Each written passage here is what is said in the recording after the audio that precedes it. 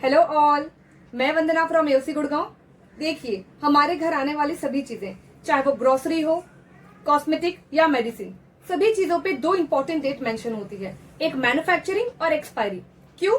ताकि हम ये पता कर सके कि इस प्रोडक्ट का कंजम्पशन हमें किस टाइम के अंदर कर लेना है और किस टाइम के बाद उस प्रोडक्ट का कंजम्पशन हमें नहीं करना चाहिए, ताकि हमारे हेल्थ पर उस प्रोडक्ट का कोई एडवर्स इफेक्ट ना हो। तो इसी बात को लिंक करते हैं लिमिटेशन एक्ट 1963 के साथ। देखिए, वहां पर भी दो इंपॉर्टेंट डेट होती हैं, एक कॉज ऑफ एक्शन की और दूसरी प्रिस्क्राइब पीरियड ऑफ लिमिटेशन की। ये जो टाइम लिमिट दी जाती है, इसके अंदर ही हमें अपना सूट, एप्लीकेशन या अपील कोर्ट के पास ले जाना होता है, ताकि वो हमें जुडिशियल रेमेडी प्रोवाइड कर सके। अगर वो डेट एक्सपायर हो जाए और उसके बाद हम कोर्ट जाते हैं, तो कोर्ट हमारी कोई भी मदद नहीं कर पाता। हाँ, हम एक्स्ट्रा जुडिशियल रेमेडीज ले सकते हैं, पर जुडिशियल रेमेडीज बार हो जाएंगी, वो हमें हेल्प नहीं करेंगी। तो आज हम अपने वीडियो में उसी की बात करेंगे, लिमिटेशन एक्ट 1963। ये एक्ट 32 सेक्शन से मिलकर बना हुआ है। तो ये एक सीरीज ऑफ वीडियोस होगी, जिसे मैं 3 से 4 पार्ट में कवर करूंगी और हर पार्ट में 9 से 10 सेक्शंस कवर होंगे। तो आप इस वीडियो को देखें, ये पार्ट 1 है और इसमें मैं ऑलमोस्ट 9 to 10 सेक्शंस कवर करूंगी। तो स्टार्ट करते हैं। Now, name of the act, limitation act 1963। The act applies whole of India और ये इफेक्टिव है 1 जनवरी 1964 से। लिमिटेशन एक्ट सारे सिविल मैटर से डील करता है and for criminal proceeding it will not apply until और unless it is specifically provided.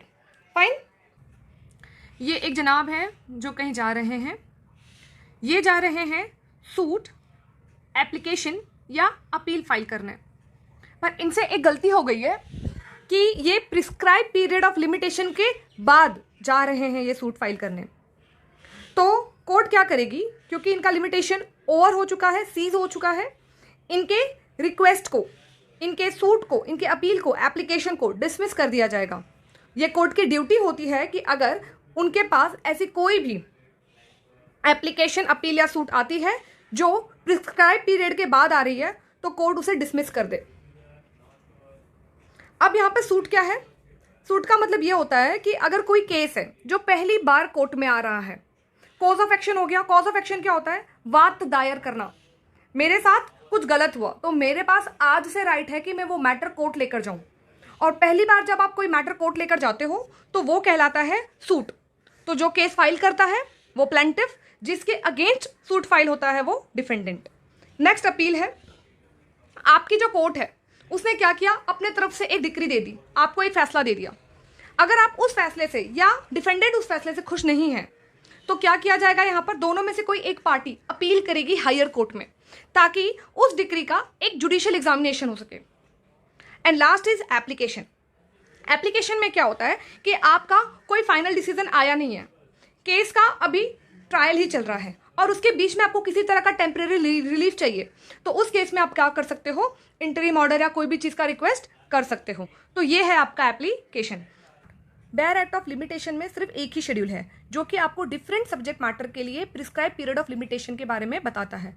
आप उस शेड्यूल को रेफर करके ये जान सकते हो कि कितने समय में आपको कोर्ट पहुंच जाना है और किस दिन से आपका लिमिटेशन पीरियड जो है वो काउंट होना स्टार्ट होगा। अगर आपको डिटेल में जानना हो तो डिस्क्रिप्शन में मैंने लिंक दे रखी है, आप वहां से PDF फाइल डाउनलोड करके देख सकते हो। यहाँ पर मैंने क्या किया है, उस शेड्यूल को बहुत ही समराइज फॉर्मेट में आपको समझाने के लिए खाली लिया हुआ है। तो देखिए, first division is for suit, second division for appeal, third division is for application. अगर आप अपील करने जा रहे हो तो अपील के लिए आपको ज़्यादा से ज़्यादा 90 दिन का ही टाइम दिया गया है। ओके, तो अपील 30 डेज, 60 डेज और 90 डेज। तो जैसे जैसे चेंज होंगे केसेस, वैसे वैसे आपका डे है ना वो चेंज हो जाता है। सूट, अगर मैटर कॉन्ट्रैक्ट का हो या अकाउंट का हो, डिक्लेरेशन का हो, डिक्री या इंस्ट्रूमेंट का हो, मूवेबल प्रॉपर्टी का हो, चल संपत्ति, जैसे कि आपकी कोई ज्वेलरी है, कार है, तो वो सारी चीज़ों को मूवेबल प्रॉपर्टी कहते हैं। या कोई ऐसा मैटर है जिसमें कोई भी प्रिस्क्राइब पीरियड लिमिटेशन का दिया ही ना गया हो, तो ऐसे सूट को फाइल करने के लिए आपको समय सीमा दी गई है 3 साल। वो मैटर कोर्ट के पास 3 साल के अंदर आ जाना चाहिए, उसके बाद कोर्ट उसको एंटरटेन नहीं करेगा। अगर मैटर टॉर्ट से रिलेटेड है, टॉर्ट में ना देखिए बहुत कुछ है, आप नेक्स्ट चैप्टर में पढ़ेंगे। यहाँ पर सिर्फ इतना समझिए कि जैसे मानहानि का केस हो जाता है, ठीक है, आपके साथ किसी तरह का लीगल आपके राइट को इन्फ्रिंज किया गया है, तो आपका जो है वो टॉर्ट में केस बनता है। तो यहाँ पर आपको जो टाइम दिया गया है वो 1 ईयर, 2 ईयर और 3 ईयर का दिया गया है। अगर बात हो इमूवेबल प्रॉपर्टी, अचल संपत्ति, जमीन, घर, ऐसी चीज़ों के लिए टाइम पीरियड देखिए काफ़ी ज़्यादा मिलता है यहाँ पे, 3 ईयर्स, 12 और 30 ईयर्स का भी, 30 ईयर्स का भी टाइम दिया गया है। आप 30 ईयर्स में भी सूट फाइल कर सकते हैं। ट्रस्ट एंड ट्रस्ट प्रॉपर्टी होगी तो आपको 3 एंड 12 ईयर्स का टाइम है, और मिसलिनियस मैटर्स के लिए आपको 1 ईयर, 3 ईयर्स, 12 एंड 30 ईयर्स का टाइम दिया गया है। देखिए जैसे जैसे मैटर्स चेंज होते हैं ना, टाइम आगे पीछे हो सकता है। Now third division is application. Application specified case का होगा तो 10 days, 30 days, 60 days, 90 days, 1 year, 3 year and 12 year. और अगर अदर एप्लीकेशन हो तो 3 ईयर्स में आपको कोर्ट आ जाना है। तो ये आपका वो शेड्यूल समराइज कर दिया मैंने यहाँ पर। आप बाकी शेड्यूल को डिटेल में भी रेफर करना चाहे तो कर सकते हैं। चलिए आगे बढ़ते हैं। नाउ सेक्शन 4 देखिए, यहाँ पे लिखा है कोर्ट्स क्लोज्ड। एक एग्जाम्पल से समझाती हूँ मैं। मुझे एक पार्टी पे केस करना है जहाँ पे मुझे प्रिस्क्राइब पीरियड ऑफ लिमिटेशन मिला है 3 ईयर्स का। मैं कभी भी 3 साल में जाकर उसके ऊपर केस फाइल कर सकती थी, पर मैंने उसे 3 साल तक इग्नोर करती गई। लास्ट डे पर मुझे याद आता है कि अगर मैंने आज इस पर सूट फाइल नहीं किया तो मैं फिर कर भी नहीं पाऊंगी। मैं जल्दी से कोर्ट जाती हूँ सूट फाइल करने, पर वहां पर मैंने क्या देखा कि कोर्ट बंद है। तो क्या हो गया है, वहां पे मेरा प्रिस्क्राइब पीरियड जो है वो एक्सपायर हो रहा है, और एक्सपायरी डे पर क्या हुआ है, कोर्ट भी क्लोज्ड है। तो क्या मैं उस पर केस कर सकती हूँ? आंसर इज यस, मैं उस पर केस कर सकती हूँ। कब? नेक्स्ट डे पर। या ये कहना ज्यादा सही होगा कि जब भी कोर्ट रीओपन होगी। मान लीजिए नेक्स्ट डे फिर से छुट्टी हुई तो, कोर्ट फिर से बंद रही तो फिर जब भी कोर्ट ओपन होगी तब भी जाकर आप उसके ऊपर सूट फाइल कर सकते हैं। और एक बात मान लेते हैं, कोर्ट का जो वर्किंग आवर्स है वो 5 आवर्स का है, और उसमें कोर्ट 3 आवर्स क्या करी है, वो काम करी है, और 2 आवर्स के लिए कोर्ट बंद थी। तो वो 2 आवर्स में अगर मैं जाती हूँ सूट फाइल करने, तब भी कोर्ट क्लोज थी। तो अब ये 2 आवर्स की वजह से मैं सूट फाइल नहीं कर पा रही ना, तो यहां पर भी मुझे सेक्शन 4 हेल्प करेगा, और मैं नेक्स्ट डे पे और जब भी कोर्ट रीओपन होगा तब भी सूट फाइल कर सकती हूं। ये है सेक्शन 4। इजी सा है, बहुत ही इजी सा। ना सेक्शन 5, इसे आप याद रखेंगे सफिशिएंट कॉज से, जो कि अप्लाई होता है अपील और एप्लीकेशन पे। सूट और application under order 21 of CPC execution of decree पे ये अप्लाई नहीं होता। क्या होता है सफिशिएंट कॉज, एक एग्जाम्पल से समझते हैं। मान लीजिए मुझे एक कोर्ट में अपील लगानी है जिसके लिए लिमिटेशन पीरियड मुझे मिला हुआ है 30 डेज का, पर क्योंकि मेरी तबीयत खराब थी मैं सही समय पे कोर्ट नहीं जा पाई अपनी अपील को लेकर। तो अब क्या होगा, मुझे ईच डे ऑफ डिले का रीज़न कोर्ट के सामने लाना होगा। अगर कोर्ट मेरे रीज़न से सेटिस्फाई हो जाती है तो वो मेरे डिले को एक्सेप्ट कर लेती है और मेरे अपील को सुनती है, मेरे अपील को एंटरटेन करती है। लेकिन अगर कोर्ट को लगता है कि जो मैं रीजंस दे रही हूँ वो सेटिस्फैक्ट्री नहीं है, रीजनेबल नहीं है, तो वो मेरे अपील को एक्सेप्ट नहीं करेंगे। तो जो भी ग्राउंड कोर्ट को वैलिड लगेगा वो सफिशिएंट कॉज कहलाएगा। ठीक है, तो यहाँ पे ये ग्राउंड्स है जिसको हम सफिशिएंट कॉज मानते हैं। जैसे कि इसमें आता है wrong practice of high court, mistake of council, wrong advice given by advocate, okay, serious illness of party, और कोई भी टाइम जो आपको लग जाता है सर्टिफाइड कॉपी लेने में डिक्री या जजमेंट की। तो इन चीज़ों को सफिशिएंट कॉज माना गया है। इसके अलावा भी अगर आप कोई ऐसा रीजन देते हो जो कोर्ट को लगे कि सफिशिएंट कॉज है तो उसे भी कोर्ट सफिशिएंट कॉज मान सकती है। ओके, तो ये सेक्शन 5 था। आगे बढ़ते हैं। Section 6 talks about legal disability. For the purpose of this act, legal disability includes only minor, insane and idiot. Means the people who cannot form a rational decision. ये सेक्शन 6 सूट पर और application for execution of decree पर apply होगा। Appeal और application पे not applicable. Section 5 इसका opposite था, जहाँ पर अपील और एप्लीकेशन पे सफिशिएंट कॉज अप्लाई होता था, वैसे यहाँ पर सूट पे और एग्जीक्यूशन ऑफ डिक्री पे सेक्शन 6 अप्लाई होगा। अब सेक्शन 6 जो है वो सेक्शन 3 का एक एक्सेप्शन है। कैसे? देखिए, सेक्शन 3 बात करता है बार ऑफ लिमिटेशन की। मैंने आपको पहले ही बताया है कि अगर कोई भी केस कोर्ट के पास आता है लिमिटेशन पीरियड ख़त्म होने के बाद, तो कोर्ट जो है उसको कोई भी हेल्प नहीं करती, उसे जुडिशियल रेमेडी नहीं मिलती है। तो ऐसे केसेस में अगर वो बंदा लीगली डिसेबल हो तो उसे सेक्शन 6 का बेनिफिट मिल जाएगा, और लिमिटेशन पीरियड ख़त्म होने के बाद भी वो मैटर कोर्ट लेकर आ सकता है और वहाँ पर उसे रेमेडी दी जाएगी। एक एग्जाम्पल से समझते हैं। देखिए, एक 12 साल का बच्चा है, minor, legally disable. Cause of action होने के बाद इसे जो लिमिटेशन पीरियड मिल रहा है वो बेसिकली 3 ईयर्स का है। लेकिन अब ये 12 साल का बच्चा जब तक 18 साल का नहीं हो जाता ये सूट फाइल ही नहीं कर सकता। तो लिमिटेशन पीरियड पूरा अप्लाई करने के बाद भी ये 15 साल का ही होगा। तो क्या ये सूट फाइल कर सकता है? नहीं। तो अब हमें वेट करना होगा जब तक कि ये माइनर मेजर ना हो जाए। तो इसकी लीगल डिसेबिलिटी को सीज होने में लग जाएंगे 6 ईयर्स। तो 6 ईयर्स के बाद ही इसका लिमिटेशन पीरियड स्टार्ट होगा। तो इसे मिलेगा पूरा fresh prescribe period of limitation. Hope आपको समझ में आया होगा। ये बेयर एक्ट की लैंग्वेज है, जहां पर क्लियरली लिखा गया है कि after the disability has ceased, किसकी? इस लीगल डिसेबल पर्सन की। सेक्शन 6 सबसेक्शन 1 में ये बात दी गई है। अब हम करेंगे सबसेक्शन 2 ऑफ सेक्शन 6। इसे स्टार्ट करते हैं। ये सबसेक्शन बात करता है ओवरलैपिंग ऑफ लीगल डिसेबिलिटीज की। मीन्स जहां पर एक पर्सन को एक साथ या तो 2 लीगल डिसेबिलिटीज हैं या तो उसकी एक लीगल डिसेबिलिटी स्टॉप होती उससे पहले ही उसको दूसरी लीगल डिसेबिलिटी अटैच हो जाती है। एक एग्जाम्पल से समझते हैं। एक 12 ईयर चाइल्ड है जो एक लीगल डिसेबल हो गया क्योंकि वो केस फाइल नहीं कर सकता। कॉज ऑफ एक्शन होने के बाद उसको बेसिकली लिमिटेशन पीरियड मिल रहा है 12 ईयर्स का। तो उसे सूट फाइल करने के लिए कितना टाइम चाहिए? 6 ईयर, क्योंकि वो तब एक मेजर बन जाएगा। लेकिन ये डिसेबिलिटी सीज होती उससे पहले ही एक्सीडेंटली उसे दूसरी लीगल डिसेबिलिटी अटैच हो जाती है। दैट इज वो पर्सन बिकम्स अ इनसेन। तो अब हमें वेट करना होगा कि जब तक वो एक साउंड माइंड का पर्सन ना हो जाए। मीन्स उसे लगातार 2 डिसेबिलिटी हो गई। तो यहां पर उसे फ्रेश पीरियड ऑफ लिमिटेशन कब से मिलेगा? जब उसकी दोनों डिसेबिलिटी, दोनों लीगल डिसेबिलिटी क्या हो जाए? सीज हो जाए, स्टॉप हो जाए। तो यहां पर देखिए फ्रेश पीरियड ऑफ लिमिटेशन उसे कब से मिल रहा है? जब उसकी दोनों डिसेबिलिटी सीज हो रही हैं। ये था आपका सेक्शन 6 सबसेक्शन 2। अब हम कवर करेंगे सेक्शन 6 सबसेक्शन 3। ये जरूरी नहीं है कि लीगल डिसेबिलिटी कभी ना कभी खत्म ही हो। कई बारी लीगल डिसेबिलिटी इंसान के साथ ही खत्म होती है। तो ऐसे केसेस में लिमिटेशन पीरियड कैसे कैलकुलेट करें? एक एग्जांपल से देखते हैं। एक पर्सन है जो अनसाउंड माइंड का है। उस पर्सन के साथ जब कॉज ऑफ एक्शन हुआ तो उसे फ्रेश लिमिटेशन पीरियड मिला 12 ईयर्स का। तो उसकी वो लीगल डिसेबिलिटी खत्म होती तो वो केस कर पाता, पर उसकी लीगल डिसेबिलिटी खत्म होती उससे पहले ही वो गुजर गया। तो ऐसे केस में उसका लिमिटेशन पीरियड कब स्टार्ट होगा? तो ऐसे केस में उसके डेथ के बाद उसके लीगल रिप्रेजेंटेटिव्स जो भी होंगे, उनके बच्चे या उनके बेटर हाफ, वो क्या करेंगे? इस मैटर को ले जाएंगे कोर्ट आफ्टर देयर डेथ।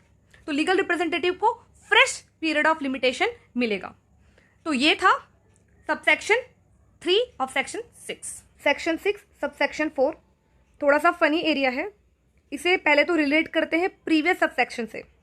एक पर्सन अनसाउंड माइंड का, कॉज ऑफ एक्शन होने के बाद उसे मिलते हैं लिमिटेशन के 12 ईयर्स।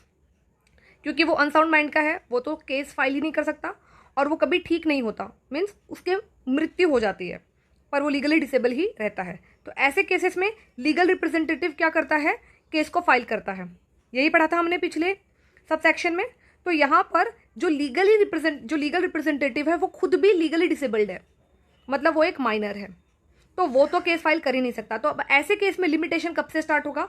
जब ये माइनर मेजर हो जाएगा, जब इसकी लीगल डिसेबिलिटी सीज होगी।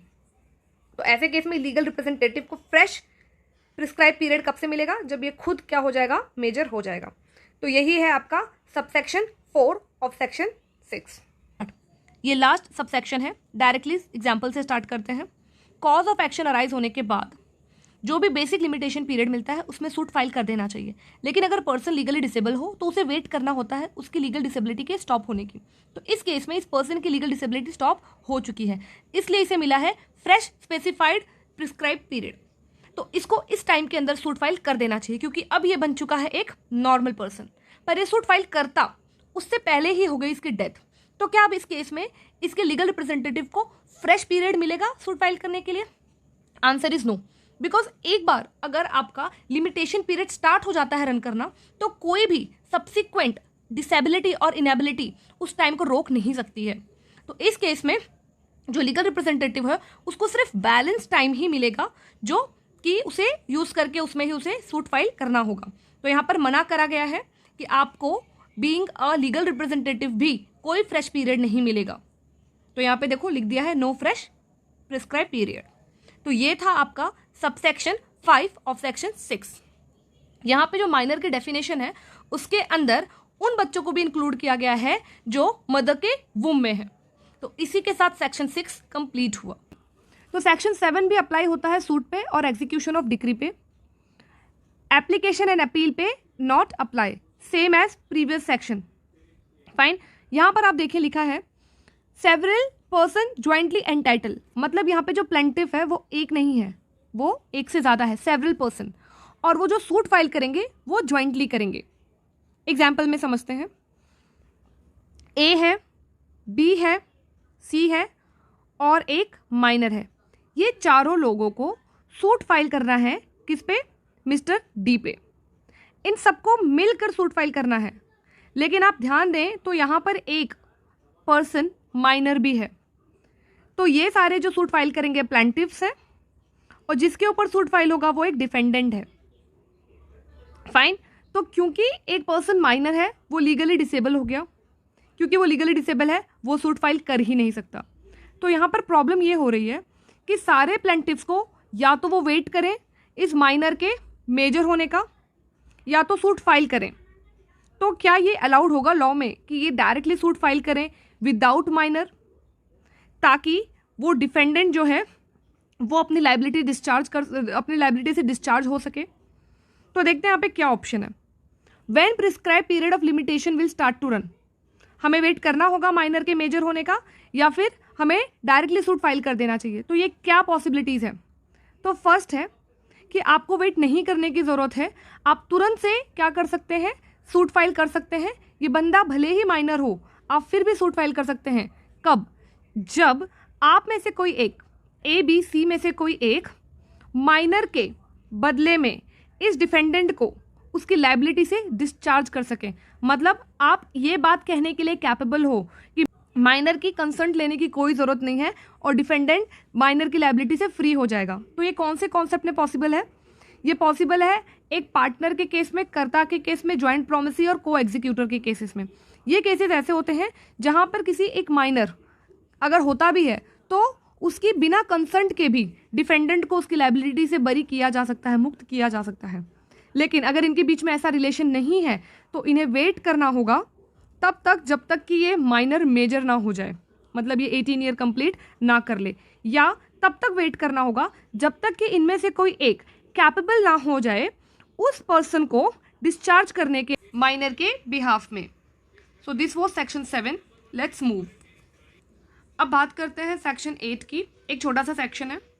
नथिंग इन सेक्शन 6 और in section 7 applies to suit to enforce right of preemption. Section 6 और 7 में लिखी गई कोई भी बातें राइट ऑफ प्रियम्पशन पर अप्लाई नहीं होती। क्या होता है राइट ऑफ प्रियम्पशन? देख लेते हैं। ये एक पैतृक प्रॉपर्टी है, उसको 4 भाई के बीच में बंटवारा कर दिया गया। ये आप हैं, मान लीजिए इस ऑप्शन में ये आपकी जमीन है और आप ये जमीन बेचना चाहते हैं किसी मिस्टर एक्स को। क्या आप बेच सकते हैं डायरेक्टली? नहीं, क्योंकि ये एक पैतृक प्रॉपर्टी है। आपको मिस्टर बी, डी और सी से कंसेंट लेनी होगी। अगर उनको इंटरेस्ट होगा तो वो पहले ये प्रॉपर्टी खरीदेंगे, अगर वो नहीं खरीदना चाहेंगे तो ही आप ये प्रॉपर्टी किसी आउटसाइडर्स को बेच सकते हो। तो they have option to buy first, they have first option to buy this property. तो इसी को कहते हैं राइट ऑफ प्रियम्पशन। नाउ आपको याद हो तो मैंने आपको बताया था सेक्शन 6 और 7 में कि आपको यहाँ पर कुछ लीगल डिसेबिलिटीज होती हैं जिसकी वजह से आप वो जो मैटर होता है, सूट होता है, उसको कोर्ट नहीं ले जा पाते। आप वेट करते हैं जब आपका वो लीगल डिसेबिलिटी सीज हो जाता है तो उसके बाद ही आप कोर्ट जाकर सूट फाइल कर सकते हैं और उसके लिए आपको फ्रेश पूरा प्रिस्क्राइब पीरियड ऑफ लिमिटेशन मिलता है। लेकिन यहाँ पर सेक्शन 8 क्या करता है? लीगल डिसेबिलिटी सीज होने के बाद जो मिलने वाला फ्रेश प्रिस्क्राइब पीरियड है उस पर लिमिट लगा देता है 3 ईयर्स का, कि आपको भले ही ओरिजिनली प्रिस्क्राइब पीरियड 30 ईयर्स या 12 ईयर्स मिला हो, लेकिन लीगल डिसेबिलिटी के स्टॉप होने के बाद, सीज होने के बाद आपको जो फ्रेश टाइम मिलेगा वो 3 ईयर से ज्यादा नहीं होगा। तो ये एक ओवरराइडिंग इफेक्ट रखता है सेक्शन 6 और 7 पे। तो यहां पर आपका सेक्शन 8 खत्म हो गया। सेक्शन 9 आज का हमारा लास्ट सेक्शन है जो कि बात करता है कॉन्टिन्यूअस रनिंग ऑफ टाइम के बारे में। ये बताता है कि एक बार अगर आपका लिमिटेशन पीरियड स्टार्ट हो जाता है रन करना तो फिर कोई भी डिसेबिलिटी और इनेबिलिटी उसे रोक नहीं सकती। एग्जाम्पल से समझते हैं। एक कॉज ऑफ एक्शन अराइज हुआ, उसके बाद आपको सूट फाइल करने के लिए मिले लिमिटेशन पीरियड के 3 ईयर्स और उस टाइम पे आप एकदम परफेक्ट हैं, लेकिन आपने मेजर टाइम वेस्ट कर दिया, सूट फाइल ही नहीं किया। अब एक्सीडेंटली आपके साथ कुछ ऐसे हुआ कि आप सूट फाइल नहीं कर सकते क्योंकि आप हो गए एक तरह से आप इनकैपेबल, डिसेबल हो गए। तो अब क्या आपको फ्रेश टाइम मिलेगा सूट फाइल करने के लिए लिमिटेशन का? आंसर इज नो, नहीं मिलेगा। No benefit of section 6, 7 and 8। क्यों नहीं मिलता? क्योंकि आपको जो टाइम दिया गया था उसमें ही आपको टाइम में ही सूट फाइल कर देना चाहिए था। एक बार लिमिटेशन स्टार्ट हो जाता है ना, तो सब्सिक्वेंटली आने वाली कोई भी डिसेबिलिटी और इनेबिलिटी आपके टाइम को स्टॉप नहीं कर सकती, लिमिटेशन के टाइम को स्टॉप नहीं कर सकती। Where one time has begun to run, no subsequent disability और इनेबिलिटी टू इंस्टीट्यूट सूट और make an application stop it. तो इसी के साथ सेक्शन 9 भी खत्म हो गया। सेक्शन 10 और आगे आने वाले सेक्शंस के लिए हम मिलेंगे नेक्स्ट वीडियो में। अगर आपको ये वीडियो यूजफुल लगा हो तो चैनल को सब्सक्राइब करें और बेल आइकॉन को एक्टिवेट कर लें ताकि सारे ही वीडियोस की अपडेट्स आपको मिलती रहें। So thank you so much, I really appreciate your time.